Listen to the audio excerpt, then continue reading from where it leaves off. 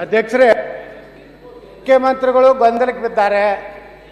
ಅವರಿಗೆ ಸ್ಪಷ್ಟವಾದ ಸಂವಿಧಾನ ಬಗ್ಗೆ ಗೊತ್ತಿಲ್ಲ.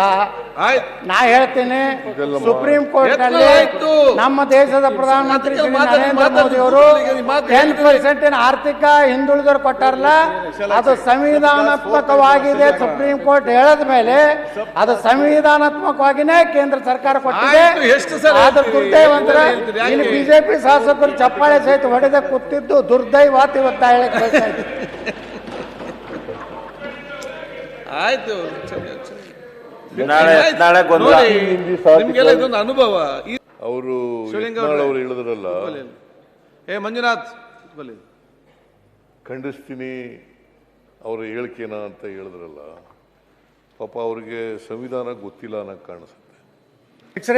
ಸುಪ್ರೀಂ ಕೋರ್ಟ್ ಒಪ್ಪಿಕೊಂಡಿದೆ. ಕೇಂದ್ರ ತಂದ 10% ಆಯ್ತು, ಮಾತಾಡ್ಲಿ. ಹಿಂದುಳಿದ ಜನ ಸುಪ್ರೀಂ ಕೋರ್ಟ್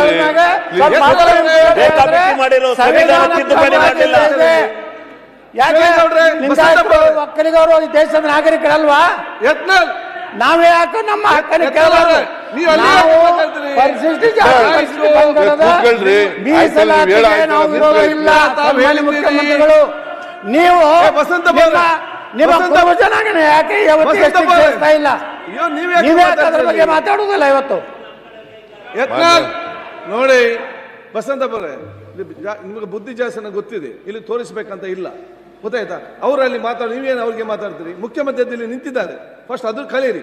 ಮುಖ್ಯಮಂತ್ರಿ ಎದ್ದು ನಿಂತಾಗ ಯಾರು ಹೇಳ್ಬಾರ್ದು ಅಂತೇಳಿ ಅವ್ರು ಪಾಯಿಂಟ್ ಹೇಳ್ತಾರೆ. ಅದಕ್ಕೆ ಮುಖ್ಯಮಂತ್ರಿ ಇದ್ದಾರೆ, ಅದನ್ನ ಹೇಳ್ತಾರೆ ಅವ್ರಿಗೆ. ನೀವು ಸರಿ ಇದ್ರಲ್ಲ, ಅವರನ್ನು ಸರಿ ಮಾಡುದು. ಎತ್ತಲ್ಲ ಅವ್ರೆ, ನೀವೆಲ್ಲ ವಿಚಾರ ಎಲ್ಲ ಹೇಳಿದ್ರಿ. ಮುಖ್ಯ ಅದಕ್ಕೆ ಕ್ಲಾರಿಟಿ, ಅದಕ್ಕೆ ಯಾಕೆ ಎದ್ದು ಮಾತಾಡಿದ್ರಿ ಮಧ್ಯದಲ್ಲಿ? ಮಾನ್ಯ ಅಧ್ಯಕ್ಷರೇ, ಯತ್ನಾಳ್ ಅವರಿಗೆ ಇದು ಹಿರಿಯ ಶಾಸಕರು, ಆಮೇಲೆ ಕೇಂದ್ರದಲ್ಲಿ ಮಂತ್ರಿಯಾಗಿದ್ದವರು. ನಾನು ಸಂವಿಧಾನ ಗೊತ್ತಿದೆ ಅಂತ ಅನ್ಕೊಂಡಿದ್ದೀನಿ. ನಾನು ಅವ್ರಿಗೆ ಆರ್ಟಿಕಲ್ ತಾಳ್ರಿ, ಕೂತ್ಕೊಳ್ರಿ, ಗೊತ್ತಿದೆ. ಅದು ಆರ್ಟಿಕಲ್ 16 ಓದ್ರಿ, ಸ್ವಲ್ಪ ಆರ್ಟಿಕಲ್ 15-16 ಓದ್ರಿ.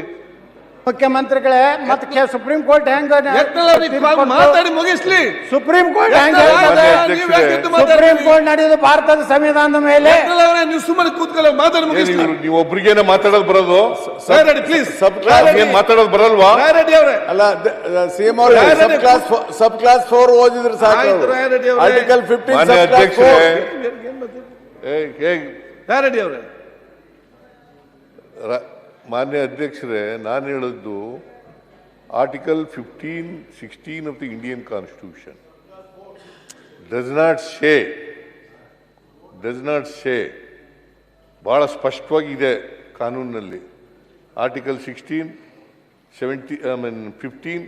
ಬಹಳ ಸ್ಪಷ್ಟವಾಗಿದೆ. ಆರ್ಥಿಕವಾಗಿ ಹಿಂದುಳಿದವರಿಗೆ ಮೀಸಲಾತಿ ಕೊಡಬೇಕು ಅನ್ನೋದಿಲ್ಲ.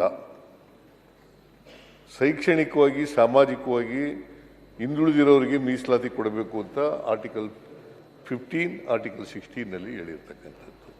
ಅದನ್ನು ಹೇಳದೆ ನಾನು ಪ್ರಸ್ತಾಪ ಮಾಡಿದೆ. ಅಧ್ಯಕ್ಷರೇ, ಧರ್ಮಾಧಾರಿತ ಮೀಸಲಾತಿ ಕೊಳ್ಳಕ್ ಬರುದಿಲ್ಲ. ನಾ ಪ್ರಶ್ನೆ ಮಾಡ್ತೀನಿ, ಧರ್ಮ ಆಧಾರಿತ ಮೀಸಲಾತಿ ಕೊಡಲಿಕ್ಕೆ ಸಂವಿಧಾನದಲ್ಲಿ ಅವಕಾಶ ಇಲ್ಲ. ನೀವು ಮುಸ್ಲಿಮರಿಗೆ ನೇರವಾಗಿ ಹೆಂಗ ನೀವು ಮೀಸಲಾತಿ ಕೊಟ್ರಿ? 15 ತೆಗಿಯಮ್ಮ. ಎರಡೂ ಕಡೆ ಇದೆ, 15-16 ಎರಡೂ ಕಡೆ ಒಂದೇ ಕಡೆ ಇದೆ.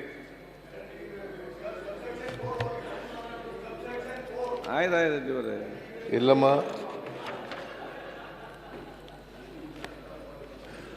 ಕೂತ್ಕೊಳ್ಳಿ, ಕೂತ್ಕೊಳ್ಳಿ, ಇಲ್ಲಿ ಬನ್ನಿ, ಪಕ್ಕದಲ್ಲಿ ಕೂತ್ಕೊಳ್ಳಿ. Equality of opportunity in matters of public employment.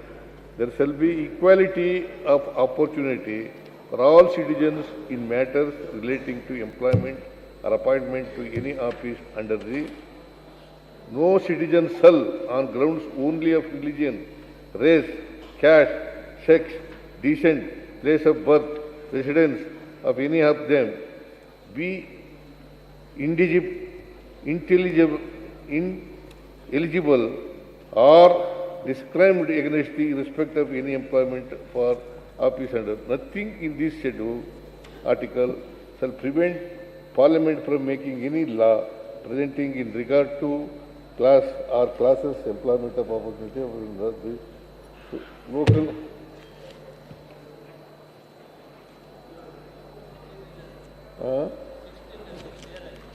Subclass 4. 15 ಇಲ್ಲಿ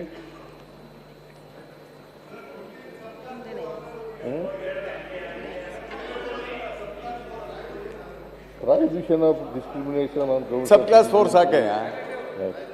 The state shall not discriminate against any citizen on grounds of only of religion, race, caste. ಅಧ್ಯಕ್ಷರೇ, ಮುಖ್ಯಮಂತ್ರಿಗಳು ಗೊಂದಲಕ್ಕೆ ಬಿದ್ದಾರೆ. ಅವರಿಗೆ ಸ್ಪಷ್ಟವಾದ ಆಯ್ತು, ನೀವು ಕೂತ್ಕೊಳ್ಳಿ. ಸಂವಿಧಾನ ಬಗ್ಗೆ ಗೊತ್ತಿಲ್ಲ. ಆಯ್ತು. ನಾ ಹೇಳ್ತೀನಿ, ಇದೆಲ್ಲ ಸುಪ್ರೀಂ ಕೋರ್ಟ್ ನಲ್ಲಿ ಆಯ್ತು. ನಮ್ಮ ದೇಶದ ಪ್ರಧಾನಮಂತ್ರಿ ಶ್ರೀ ನರೇಂದ್ರ ಮೋದಿ ಅವರು 10% ಆರ್ಥಿಕ ಹಿಂದುಳಿದವರು ಕೊಟ್ಟಾರಲ್ಲ, ಅದು ಸಂವಿಧಾನಾತ್ಮಕವಾಗಿದೆ. ಸುಪ್ರೀಂ ಕೋರ್ಟ್ ಹೇಳದ ಮೇಲೆ ಅದು ಸಂವಿಧಾನಾತ್ಮಕವಾಗಿನೇ ಕೇಂದ್ರ ಸರ್ಕಾರ ಕೊಟ್ಟಿದೆ. ಆಯ್ತು, ಎಷ್ಟು ಸಲ ಆದ್ರೆ ಹೇಳ್ತೀರಿ? ದುರ್ದೈವಂತರ ಹೇಳ್ತೀರಿ, ಯಾಕೆ? ಇಲ್ಲಿ ಬಿಜೆಪಿ ಶಾಸಕರು ಚಪ್ಪಾಳೆ ಸಹಿತ ಹೊಡೆದ ಕೂತಿದ್ದು ದುರ್ದೈವಾತ್ ಇವತ್ತು ಹೇಳಕ್ ಬಯಸ್ತಾ ಇದ್ದೀನಿ. ಆಯ್ತು ನಾಳೆ ಗೊಂದಲ. ನೋಡಿ, ನಿಮ್ಗೆಲ್ಲ ಇದೊಂದು ಅನುಭವ.